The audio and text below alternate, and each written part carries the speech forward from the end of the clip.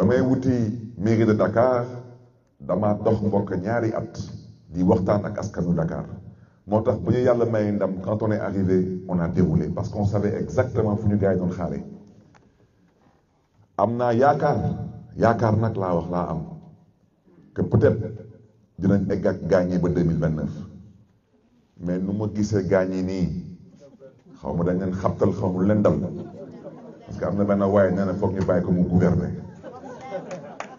dafa tële te cuune waaw balaa ma dee mu ne dañ koy bàyyi mu gouverner yow balaa ngay gouverner mais ñu fal la te kenn falu la waaw parce que yàlla bonul te soxorul yàlla dafa bonul te dafa soxorul te du tamit du juum balaa may dee ngay taxaw ñu ne yàlla xam lu tax du faluwuma mais munoo falu parce que yàlla moo soxorul te ku soxorul mënul jiite Sénégal waaw moo tax amaana tamit ngeen bàyyi ci xel amaana ñu am comme responsabilité mën a soppi affaire yi balaa 2029 te il y a de fortes chances que les choses se termineront avant 2029 parce qu'aujourd'hui nous ne sommes quasiment plus dans une république mais je vous promets une chose ici à Paris les choses sérieuses vont bientôt commencer au Sénégal parce qu'il paraît qu'il y a des gens qui ont dit qu'il n'y avait pas d'opposition au Sénégal ñun kenn duñu jàngal xeex te am na tey ñuy bàkkoo ñun ñoo leen jàngal xeex te yàggatul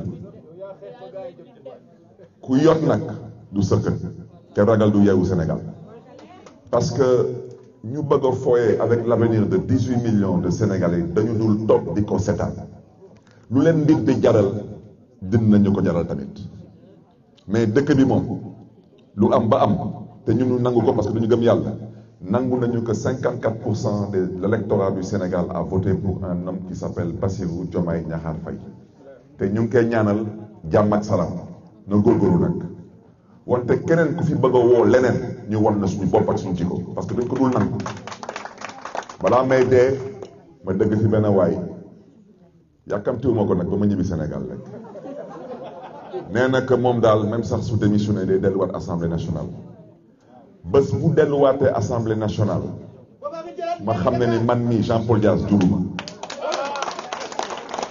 parce que am na lu kenn dul seetaan man xëccoo naa pour doon député wante waxoon naa ko namuma dara ci assemblée nationale moo tax ba ñuy def seen tappale yi ma seetaan leen ak seen assemblée nationale mbiru mairie de Dakar de Moti Sori je le répète ça a été un braquage et ceux qui ont braqué la mairie de Dakar le regretteront ça je vous le promets. Je ne suis pas un homme qui menace qui que ce soit, mais je suis un homme de principe. Il ne s'agit pas de mon mandat, il s'agit de la mairie de Dakar, il s'agit du peuple de Dakar qui a voté et qui a élu un maire au suffrage direct. Ñu ne kooku dañ koy remettre en cause. Ceux qui l'ont fait vont le regretter. te yàggatul te ëllëg du ndekki du añ. C'est pour le principe, pour que plus jamais au Sénégal, un homme politique pense qu'avec le pouvoir, il peut se permettre de remettre en cause le vote du peuple. C'est pas acceptable. Et c'est la raison pour laquelle je vous dis, s'il retourne à l'Assemblée nationale, ñaar mooy am, je retourne avec lui à l'Assemblée nationale. Et comme namuma dara ci Assemblée nationale, qu'il sache une chose, s'il retourne à l'Assemblée nationale, nous allons envahir l'Assemblée nationale pour le mettre à la porte. Parce que ce que la loi dit, c'est clair. La loi dit que quand on a été condamné définitivement, on est radié de son mandat de député. Et le ministre de la Justice m'entend. Il m'entend très bien, ce ministre de la Justice.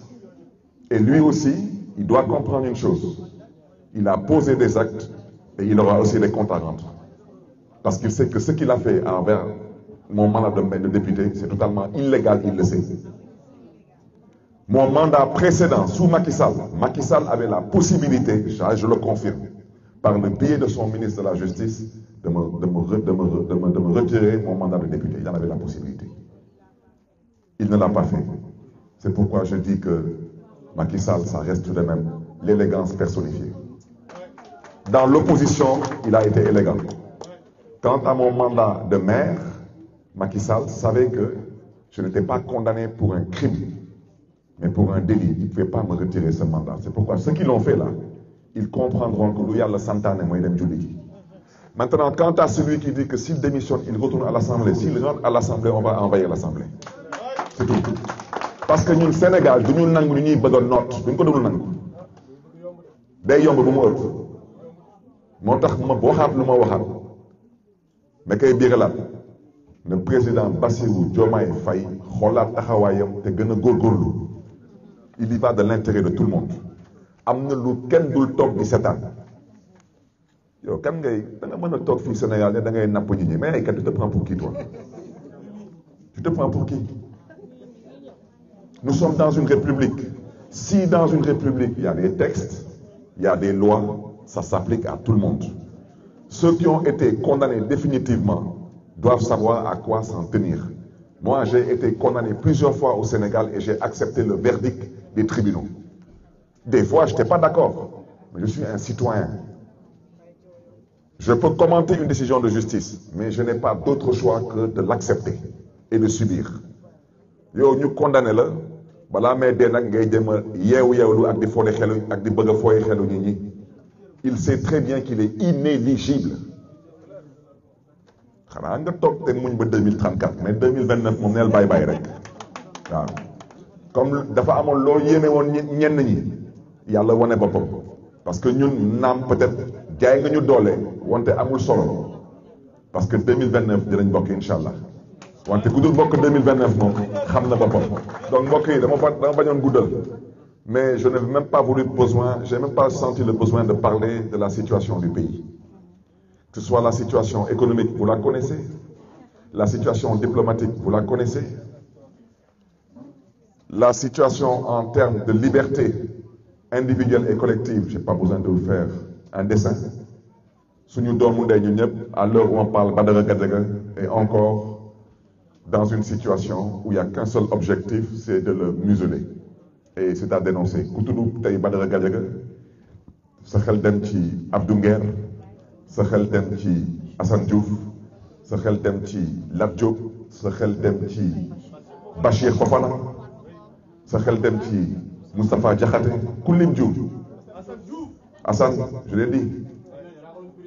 Et toutes ces personnes aujourd'hui sont en prison à cause de la volonté d'une personne qui est totalement allergique au principe de la démocratie. Et c'est ça qui est dommage. Et je ne vais pas cesser de réitérer mon appel envers les magistrats. ñoom tamit dama leen di ñaanal parce qu'ils ont des familles. Ce sont des Sénégalais. mënuñu dëkk chaque fois di wax lu bon di ko teg seen kaw der mais ñoom tamit nañu góorgóorlu xoolaat seen taxawaay parce que am na lu ko jarul. am na lu ko jarul. Quant à cette personne-là, il a insulté tout le monde, y compris les magistrats. Ñit nag personne kanam borom a koy fajal boppam. Les magistrats aujourd'hui doivent dire le droit. Ceux qui doivent être condamnés, on les condamne, il n'y a pas de souci. Mais on ne peut pas mettre des gens en prison parce qu'ils ont exprimé leur point de vue. C'est ça la vérité. Et pendant ce temps, il y a des gens qui sont là à insulter, y compris de maires, d'honnêtes citoyens. Et après, des gens qui se disent être des autorités, qui se permettent de se déplacer en prison pour aller soutenir des insulteurs publics. Et ensuite, on nous demande de vivre dans une république où on doit respecter soi-disant des institutions. C'est d'une extrême gravité. Moo tax tamit magistrats yi ñuy sàkku ci ñoom ils n'ont qu'à dire le droit et surtout ne pas rentrer dans un combat qui n'est pas le leur.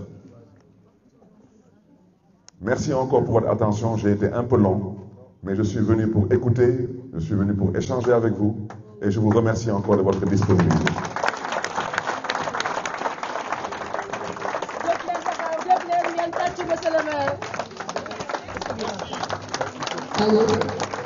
Merci beaucoup.